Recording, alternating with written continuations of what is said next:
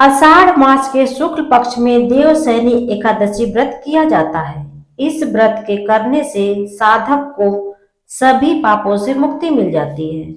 देवशयनी एकादशी व्रत में कथा का पाठ न करने से पूजा का पूर्ण फल नहीं प्राप्त होता है, इसलिए कथा का पाठ या फिर श्रवण अवश्य करें। इस व्रत को महीने में 2 बार किया जाता है। एकादशी तिथि भगवान विष्णु को समर्पित है। साल में कुल 24 एकादशी पड़ती है, जिन्हें अलग अलग नामों से जाना जाता है। आषाढ़ माह के शुक्ल पक्ष की एकादशी को देवशयनी एकादशी कहा जाता है।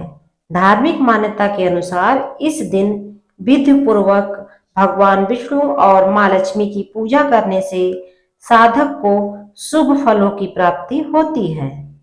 पौराणिक कथा के अनुसार सतयुग में मानधाता नामक एक चक्रवर्ती राजा राज्य करते थे। उनके राज्य में प्रजा बेहद सुखी थी। एक बार मानधाता के राज्य में 3 वर्ष तक बारिश नहीं हुई, जिसकी वजह से अकाल पड़ गया और हर तरफ त्रासदी का माहौल बन गया।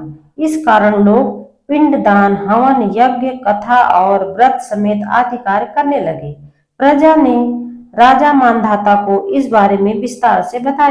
राज्य के अकाल से राजा बहुत चिंतित थे। उन्हें लगता था कि उनसे आखिर ऐसा कौन सा पाप हो गया है जिसके कारण इतनी कठोर सजा मिल रही है।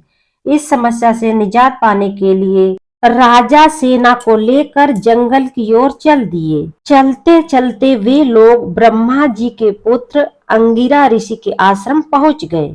ऋषिवर ने राजा का कुशल क्षेम और जंगल आने की वजह पूछी। राजा ने कहा, मैं पूरी निष्ठा से धर्म का पालन करता हूँ, इसके बाद भी मेरे राज्य में ऐसा अकाल क्यों पड़ रहा है? आप मेरी इस समस्या का समाधान करें। मानधाता की बात को सुनकर महर्षि अंगिरा ने कहा, यह सतयुग है, ऐसे में छोटे से पाप का भी बड़ा दंड आपको मिलेगा। उन्होंने कहा कि आषाढ़ माह के शुक्ल पक्ष की एकादशी का व्रत करें। इस व्रत को करने से राज्य में बारिश हो। इसके बाद राजा ने एकादशी व्रत को किया। इस व्रत के पूर्ण प्रताप से राज्य में मूसलाधार वर्षा हुई।